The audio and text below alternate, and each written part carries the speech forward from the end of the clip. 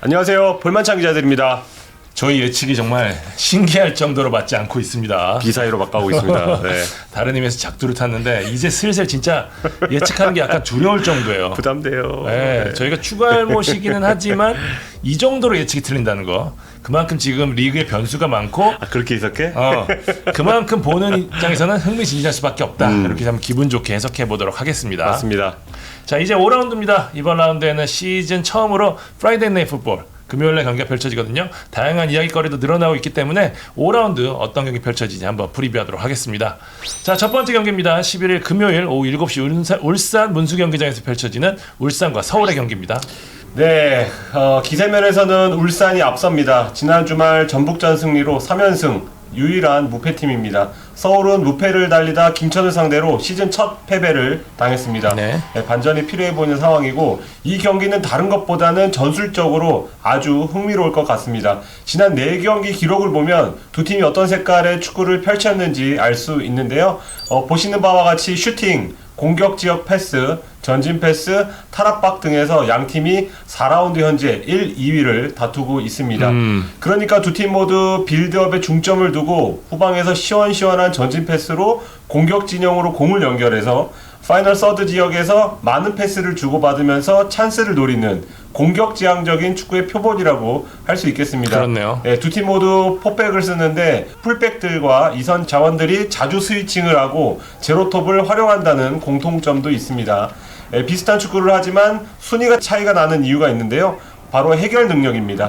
울산은 바코, 아마노준, 레오나르도 등이 이 외국인 자원들이 돌아가면서 좀 득점을 하고 있는데 맞아요. 서울은 가장 많은 키패스를 기록하고도 조나팔, 조영욱, 나상호, 팔로세비치의 침묵 속에 6위에 처져 있습니다. 그동안 꾸준히 조커로 활용한 지동원은 김천전 햄스트링 부상으로 당분간 출전이 어렵다는 말씀도 드리고요. 골이 필요하다는 점에선 레오나르도 그리고 서울에선 조용옥을 각각 키플레이어로 꼽고 싶습니다. 전술적인 요소 말고도 지켜볼 포인트가 많습니다. 우선 양팀 감독. 울산 홍명보 감독과 서울 안익수 감독은 대표팀과 포항에서 같이 뛴 동료였습니다. 네, 맞아요. 홍 감독이 늦지막히 K리그 사령탑에 데뷔하면서 이번에 처음으로 안 선배를 만나게 됐는데 두 베테랑의 지략 대결 흥미로울 것 같고요. 쌍용이죠. 이청용과 기성용의 맞대결에 이번에는 서울에서 울산으로 이적한 박주영이 가세를 합니다. 박주영이 명단에 든다면 서울 팬들은 처음으로 K리그에서 서울이 아닌 다른 유니폼을 입은 박주영을 보게 될 수도 있습니다. 기분이 상당히 이상하실 것 같아요. 울산은 또 3회 고리를 끊어야 되는 미션을 알았는데요. 지난해 홍 감독 부임 이후에 3연승만 6번, 참 많이도 했는데 4연승은 한 번도 없었습니다. 오, 신기하네요. 4연승 도전 경기에서 포항, 수원, 성남, 전북에 발목이 잡힌 기억이 있거든요. 초반에 더 치고 나가려면 이 3회 고리를 끊을 필요가 있어 보이고 서울은 기나긴 울산전 무승 징크스를 떨쳐내고 싶을 것 같습니다. 2017년 이후로 울산 상대로 12경기 연속 승리가 없고 울산 원정에선 6연패 중입니다. 자, 떨립니다. 예측해 보겠습니다. 울산 하겠습니다. 현대가 더비 직접 보고 왔는데 울산은 지난해보다도 업그레이드 된 것 같습니다. 저도 마찬가지입니다. 울산이 흐름이나 경기력 모든 면에서 앞서는 게 사실입니다. 네. 자, 두 번째 경기입니다. 같은 시각 DGB 대구은행 파크에서 펼쳐지는 대구와 성남의 경기입니다. 네, 대구가 10위, 성남이 11위, 반전이 필요한 팀들의 맞대결로 볼 수 있는데요. 일단 홈팀 대구의 상황부터 살펴보겠습니다. 대구는 지난 5일이죠. 강릉 원정에서 강원에 0대2로 패하면서 시즌 2패째를 당했습니다. 준비 과정부터 녹록지 않았습니다. 주력 수비수인 홍정훈과 박병현이 건강 문제로 원정길에 나서지 못했거든요. 그러면서 김진혁을 다시 수비로 내려야 하는 변화를 줘야 했습니다.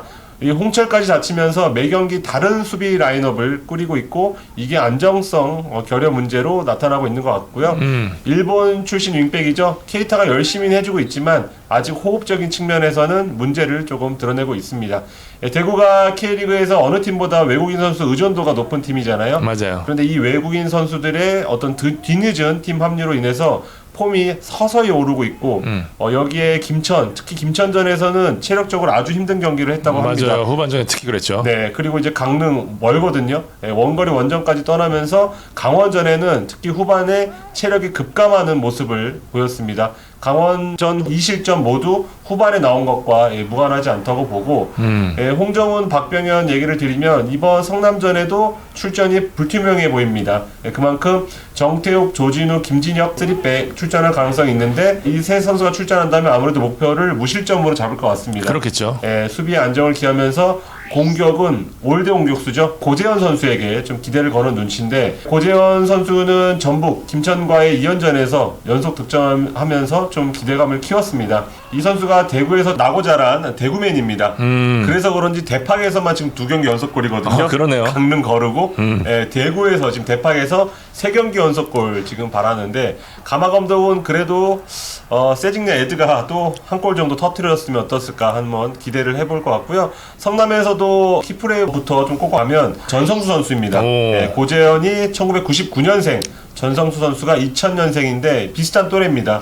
전성수 선수는 3부 리그 소위 씹어먹고 올해 다시 성남에 임대 복귀했는데 한층 성장했다는 평가가 많습니다. 맞아요. 성남의 득점 칠목을 처음으로 깬 선수가 바로 전성수 선수인데 수원전에선 과감한 페널티로 선제골을 넣었고 그 외 장면에서도 날카로운 슈팅을 뽐냈습니다. 슈팅 6개 중에 4개가 유효슛이고 움직임도 괜찮지만 중거리 괜찮다는 점에선 황의조 선수와 조금 비슷해 보입니다. 그래서 전성수의 어떤 중거리 슛과 고재현의 박스한 위치 선정의 대결로 요약할 수 있겠습니다. 이 밖에 대구 이진용과 성남 이종성의 중원 싸움, 그리고 전직 동료인 이태희와 박수일의 측면 싸움. 바로 맞붙이겠네요. 네, 그리고 에드가와 밀류치의 뚝배기 대결도 볼거리입니다. 상성에선 대구가 리그 기준입니다. 지난 10년간 14경기 연속 성남에 패하지 않고 있습니다. 자, 예측해보겠습니다. 무승부하겠습니다. 대구 경기력이 아직 올라오지 않고 있고요. 15일에 불이람과 아침 플레이오프 치르거든요. 부분 로테이션 가능성도 있습니다. 저는 대구 하겠습니다. 홈 대구는 다르다는 점, 그 점을 강조하고 싶습니다. 네, 12일 경기입니다. 오후 2시 제주 월드컵 경기장에서 열리는 제주와 전북전입니다. 발등에 불이 떨어진 두 팀입니다. 네. 시즌 개막전에 두 팀 강력한 우승 후보로 평가를 받았잖아요. 근데 4라운드를 마친 지금 순위 기대 이하입니다. 제주가 7위, 전북이 9위에 머물러 있는데 전북의 경우 9위까지 내려간 게 거의 근 10년 만이라고 하더라고요. 그렇죠. 두 팀의 고민은 나란히 공격입니다. 제주는 1골, 전북은 2골에 머물러 있습니다. 역시 주포들의 침묵이 결정적이라고 봐야 될 것 같은데요. 지난 시즌 22골로 득점왕을 차지했던 제주의 주민규, 그리고 나란히 15골을 넣었던 전북의 외국인 스트라이커 듀오죠. 일류첸코, 구스타보 모두 아직 마수거리골을 신고하지 못했습니다. 주민규 지난 시즌 극강의 결정력 보여줬잖아요.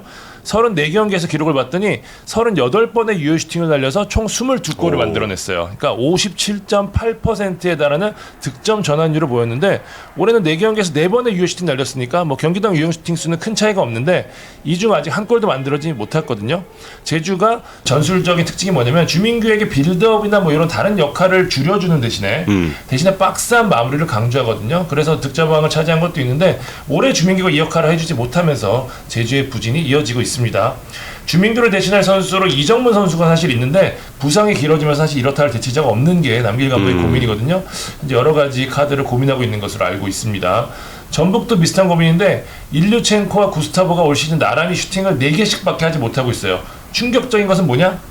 둘이 합쳐 유효 슈팅이 단 1개예요. 당연히 골이 날 수가 없습니다. 그렇죠. 전북이 경기력이 좋지 않아도 전방의 한 방으로 분위기를 바꾸고 승점까지 가져가는 경우가 많았는데 현재는 경기력도 안 좋고 전반까지 부진하니까 당연히 승리하지 못하는 횟수가 늘어나고 있는 게 전북의 고민입니다. 양팀 다 수비는 괜찮아요. 제주는 김봉수를 지금 센터백으로 전환시킨 후 3경기 무실점 기록 중이고요. 여기에 올겨울 대전에서 영입한 이지솔 선수도 부상에서 돌아와 지난 경기 엔트리에 포함됐거든요. 오른쪽 윙백에 약간의 변수가 있긴 한데 지난 경기에서 부상으로 교체했던 안현범의 몸 상태는 썩 나쁜 편은 아니지만 경기력이 최근에 좋지 않았거든요. 부상에서 돌아온 안태현이 데뷔전을 치를 가능성도 있는 것으로 전해졌습니다. 전북도 박진섭이 센터백으로 기대 이상의 모습을 보이면서 당초 우려했던 것보다는 수비 문제는 크게 드러나지 않고 있거든요. 네. 결국 양팀 모두 많지 않은 찬스에서 누가 마무리를 짓느냐가 승부를 가를 것으로 보입니다. 지난 시즌 두 팀은 대단히 팽팽한 승부 펼쳤거든요. 전북의 우승을 결정지은 최종전에서는 제주가 좀 동기부여를 잃었던 상황이라 차치하고 앞선 3번의 승부에서 모두 비겼습니다. 내용 면에서 아주 수준 높은 경기였어요. 개인적으로 지난해 5월 펼쳐졌던 맞대결은 시즌 최고의 경기 중 하나가 아니었을까 싶을 정도로 저는 그 경기를 아주 높게 봤었는데 당시 두 팀이 어느 정도 궤도에 올라온 상황이었고 지금은 그때보다는 경기력이 좀 떨어지는 게 사실이잖아요. 그래서 결국 서로를 어떻게 흔드느냐가 중요해졌는데 그래서 키플레이어 양 팀의 수비를 흔들 수 있는 크랙 제르소와 문선민으로 하겠습니다. 비슷하네요. 네, 둘이 폭발적인 스피드와 돌파 갖고 있죠. 여기에 또 마무리가 좀 아쉬워요. 이런 공통점을 갖고 있는데 네. 둘이 살아야 전방에 그만큼 기회가 주어질 수 있거든요.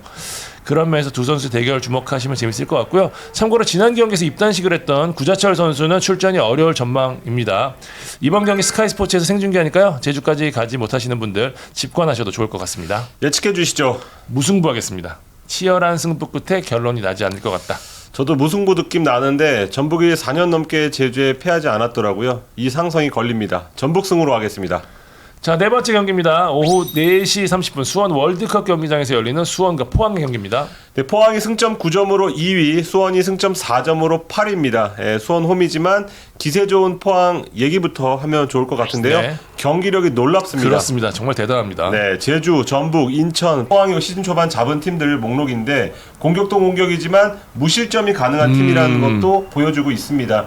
그런 포항이 초반에 왜 잘 나가는지 이번 프리뷰에서 살짝 말씀드리면 주말 경기를 이해하는 데 조금 도움이 되실 것 같은데 우선 스쿼드 보자고요. 포항은 강상우, 권한규가 이적하고 강현무가 재활 중이어서 맞아요. 전력이 마이너스다 이런 평가가 있었는데 막상 뚜껑을 열어보니까 오히려 플러스라는 그런 평가입니다. 영입과 제대 등으로 새롭게 합류한 정재희, 허용준, 심상민, 박찬용, 윤평국 이런 선수들이 하나같이 잘해주고 있고요. 맞아요. 여기에 주축을 이루는 선수들이 그대로 있습니다. 다른 팀들이 지금 영입생들의 적응과 외인의 컨디션 문제 등등으로 지금 골머리를 앓고 있잖아요. 그런데 포항은 그런 거 없이 흔들리지 않고 승점을 꾸준히 쌓고 있습니다. 여기에 김기동 감독이 매직을 지금 뿌리고 있습니다.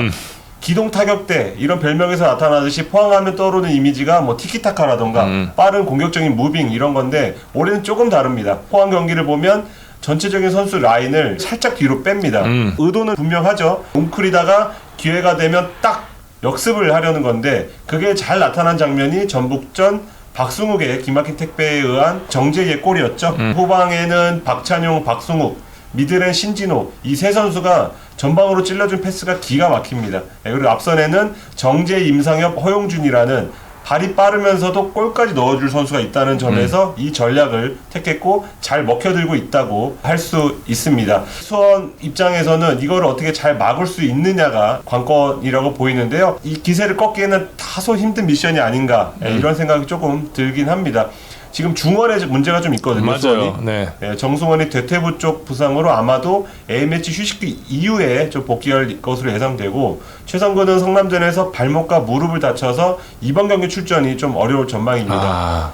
사리치가 지금 정상훈련에 복귀하긴 해서 좀 출전각을 재고는 있는데 이 선수가 오래 쉰 선수잖아요. 그래서 그쵸. 부상 부위를 예민하게 다뤄야 되는 선수라고 좀 보여지기 때문에 조심스럽게 출전을 접근할 것 같고 그렇다면 한석종을 다시 선발로 올리거나 김상준을 과감하게 투입하는 식으로 중원을 꾸리지 않을까 예상합니다. 이 중원 누가 됐든 상대팀은 지금 베테랑들 신진호와 신광훈이 있습니다. 신신듀오. 네, 신신듀오를 상대로 얼마나 잘 싸워주느냐가 좀 중요해 보이고 키플레이어는 강현묵을 하겠습니다.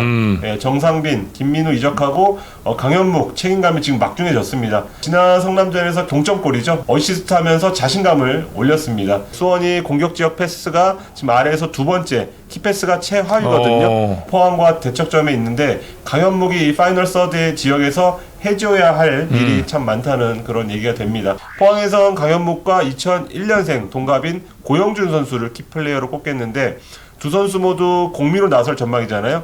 포항도 고영준이 풀어줘야 공격이 술술 풀립니다. 지난 경기들에서는 잘해줬었어요. 네, 잘했습니다. 고영준. 근데 지금 될 듯 시즌 첫 골이 나오지 않고 있거든요. 이날은 선수도 포항도 팬들도 고영준의 첫 골을 기대할 것 같습니다. 이번 경기 역시 스카이 스포츠에서 생중계합니다. 예측해 보겠습니다. 무승부하겠습니다. 예, 박건하 감독이 지금 부임한 다음에 포항 상대로 4경기에서 1승 3무 오, 그래요? 패하지 않았습니다. 뭔가 느낌이 있습니다. 버틸 수 있지 않을까 싶습니다. 저는 포항하겠습니다. 지금 포항의 카운터를 막을 수 있는 팀이 많지 않다는 점에서 포항의 승리 예상해 보도록 하겠습니다. 네, 13일 경기 가보겠습니다. 오후 2시에 인천 전용구장에서 열리는 인천과 김천의 경기입니다. 인천 지난 라운드에서 포항의 시즌 첫 패를 당했죠. 내부 분위기 들어보니까 뭐 미리 쓴 약을 먹었으니까 어차피 경험해야 될 일이 아니었겠냐. 이를 통해 단단해지자 뭐 이런 이야기를 했다고 하더라고요. 네. 포항전 결과는 아쉽긴 하지만 전반만 놓고 보면 짜임새는 확실히 좀 있었거든요.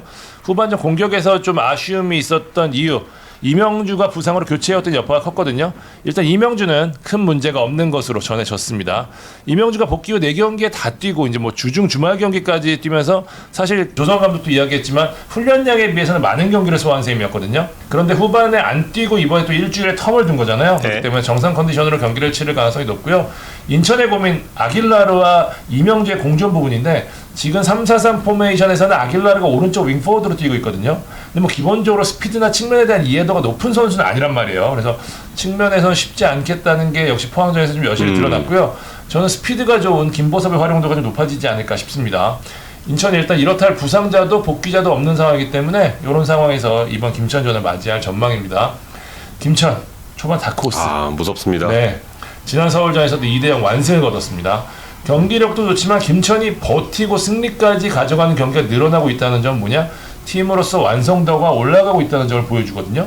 사실 개개인으로는 설명이 필요 없잖아요. 김천 같은 경우에는. 김천이 주중 FA컵을 소화했지만 로테이션을 단행하면서 경기를 뛰지 못했던 선수들에게 기회를 주면서 스쿼드를 더 폭넓게 만들었거든요. 김천은 부상 이슈가 좀 있습니다. 지난 경기에서 근육 통증으로 경기에 제외된 국대 골키퍼죠. 구성윤이 이날도 출전이 어려울 전망입니다. 당초만 하더라도 경기 전에 이제 김태형 감독이 보호 차원에서 제외를 했다고 했는데 상태가 악화된 것으로 보여요. 내부 이야기 들어보니까 3월 대표팀 차출도 어렵지 않을까라는 이야기가 나왔습니다. 지난 서울전에서 좋은 모습을 보였던 황인재가 인천전에 다시 선발로 나설 가능성이 높아 보이고요. 나머지는 지난 경기들과 비슷한 라인업이 나설 것으로 보입니다. 부상으로 뛰지 못했던 수비수 김주성 있거든요. 이제 훈련에 복귀해서 슬슬 복귀각을 재고 있다는 소식입니다. 자, 두 팀의 경기는 최전방을 주목하고 싶어요. 인천은 무고사, 김천은 조규성을 키플레이어로 꼽고 싶습니다. 인천이 지난 경기에서 패했던 이유 무고사가 막혔기 때문인데 무고사가 포항 수비에 막히자 인천이 좋은 슈팅을 날리지 못했어요. 앞선 3경기에서 무고사가 지난 시즌과 달라진 모습을 보이면서 사실 이명주와 시너지 효과가 잘 나고 있었거든요. 그랬죠. 이날은 무고사가 달라진 모습을 다시 한번 보여줄 수 있을지 중요하고요. 김천은 현재 권창훈, 이영재, 고승범이 맹활약을 펼치고 있지만 결정을 지어주는 건 누구냐? 조규성이에요. 지난 서울전에서도 밀리는 양상을 확 바꿔준 게 조규성의 결정력이었잖아요. 특유의 뭐 성실한 움직임에 파괴력에 결정력까지 갖춘 조규성은 지금 현재 3골로 리그 득점 선도 달리고 있거든요. 저는 조규성이 진짜 이런 선수가 될 거라고 예상을 못했는데 다 그 얘기야. 네, 지금 명실상부 K리그 최고의 스트라이커가 아닌가 싶습니다. 양팀 모두 미드필드가 대단히 좋잖아요. 그렇기 때문에 허리 싸움이 팽팽하다고 볼 때 전방 마무리 능력이 승패를 결정지을 전망입니다. 이번 경기 역시 스카이 스포츠에서 생중계합니다. 예측해 주시죠. 김천하겠습니다. 조규성의 발끝을 기대를 걸도록 하겠습니다. 저는 4라운드를 쭉 분석을 해봤습니다. 그랬더니 라운드당 안 맞아 무승부가 그래봐야. 한두 번밖에 안 나오더라고요. 네. 그래서 지를 경기는 과감하게 질러야 되겠다. 인천승으로 가겠습니다. 네. 마지막 경기 가보겠습니다. 오후 4시 30분 강릉 종합운동장에서 열리는 강원과 수원FC전입니다. 기대 이상의 모습을 보여주는 강원FC 그리고 네. 기대 이하의 모습을 보여주는 수원FC가 만납니다. 강원 뭐 최용수식 짠물 축구가 빠르게 자리 잡으면서 초반 순항하고 있는데 역시 힘은 뭐냐? 4경기에서 1실점밖에 하지 않은 수비입니다. 강원은 유상훈 골키퍼를 축으로 김영빈, 서민우, 임창호로 이어지는 막강 3백에 미드필드 라인까지 적극적으로 내려서는 조절 수비 펼치고 있거든요. 막강 수비력 자랑하는데 강원은 말 그대로 지키는 수비하고 있습니다. 그러니까 볼 획득은 301개밖에 안 돼요. 리그 11위거든요. 근데 다른 지표 태클은 48개로 1위, 차달은 172회로 2위, 블록은 45회로 2위예요. 그러니까 상대를 막아서는 부분에서는 모두 압도적인 선두를 달리고 있다는 얘기거든요. 상대가 잘 공격하지 못하게 한다는 이야기라고 해석하시면 될 것 같습니다. 강원은 지난 경기를 통해서 디노, 코바야시, 치베타노프가 처음으로 선발 출전하면서 스쿼드의 풀을 넓혔고요. 여기 지난 경기에서 결승골을 도왔던 신예 양현준이 최용수기 역습 축구의 새로운 선봉장이 될 수 있는 가능성을 보인 만큼 한결 기용폭이 넓어졌습니다. 반면 수원FC는 울상입니다. 팀의 핵심이라고 할 수 있는 라스 무릴로가 이번 경기에서도 뛰지 못할 것 같은데요. 라스는 그래도 조만간 복귀가 가능할 전망이지만 무릴로는 시간이 더 걸릴 것 같습니다. 발목에 뼈 조각이 돌아다닌다고요. 그러니까 수술 여부를 두고 고심을 하고 있는데 수술을 하면 길면 6주 가까이 뛰지 못할 수도 있거든요. 무릴로 선수 지금 고민을 하고 있다고 하는데 어쨌든 이 두 선수가 수원FC식 공격 축구의 축이잖아요. 이 선수들이 사라지면서 김도인 감독 어쩔 수 없이 지금 지키는 경기 하고 있는데 5-4-1 형태로 돌려서 극단적인 수비 축구하고 있거든요. 지난 제주전에서는 그래도 소개 성과가 거뒀습니다. 0-0 무승부를 거뒀는데요. 문제는 지킨 후에 볼을 탈취해서 전환하는 과정이 잘 안 되고 있어요. 그러면서 기회를 만들지 못하고 있는데 김도균 감독은 형태는 그대로 두면서 빌드업이 조금 더 세밀해질 수 있는 방안 고민 중이거든요. 때문에 허리나 수비 쪽에 변화가 올 수도 있는 상황입니다. 지난해 3번의 맞대결에서는 2승 1무로 수원FC가 우위에 있었습니다. 그런데 양팀 모두 지난 시즌과 상황이 180도 달라진 상황이잖아요. 그래서 참고가 되지 않을 것으로 보이는데 일단 강원은 올 시즌 득점한 경기에서 모두 이겼습니다. 결국 수비에 초점을 맞추고 있는 강원 입장에서는 많지 않은 득점 기회를 게다가 지금 수원FC가 또 극단적인 수비 축구 쓰잖아요. 현재 강원식 패턴에서는 더욱 기회가 많지 않을 거거든요. 그래서 가장 믿을 만한 득점원인 디노의 활약이 중요할 것 같고요. 수원FC는 그래도 지난 제주전에서 기회를 만들었던 이승우가 기대할 만한 선수가 아닌가 싶습니다. 이번에도 내려설 가능성이 높은데 그나마 전방에서 활발한 움직임으로 침투까지 하면서 득점을 노릴 수 있는 선수 이승우 정도거든요. 그래서 좀 지켜봐야 되지 않을까. 이승우가 데뷔골을 쏘아린다면 수원FC의 첫 승 가능성도 높아지지 않을까 싶습니다. 예측해 주시죠. 무승부하겠습니다. 강원의 창은 방패만큼은 아니다. 또 지릅니다. 강원승 가겠습니다. 네.